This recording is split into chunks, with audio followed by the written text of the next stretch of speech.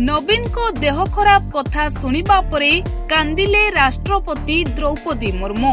द्रौपदी मुर्मू अटकाई पारिले नहीं निज आखिर लुह। कई कई होई कांदिले राष्ट्रपति द्रौपदी मुर्मू।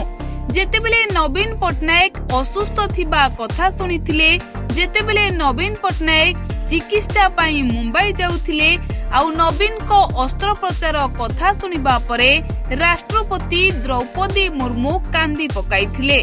तेबे दर्शक बंधु, आपण माने जानिथिबे राष्ट्रपति द्रौपदी मुर्मू नवीन पटनायक को हातरे राखी बांधिथिले।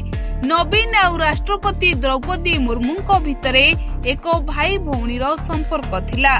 जेतेबेले नवीन पटनायक को असुस्थता खबर आसीथिला सामना को, केवल राष्ट्रपति नुहंती चारिआडू लोके भगवान को प्रार्थना करिथिले आउ ओडिशावासी नवीन को पाई चिंता प्रकट करिथिले।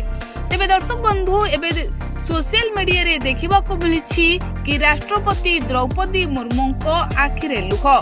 एही फोटो देखि आपण माने निहाती जानि पारुथिबे जे राष्ट्रपति स्टेज उपरे कांदी पकाइछंती।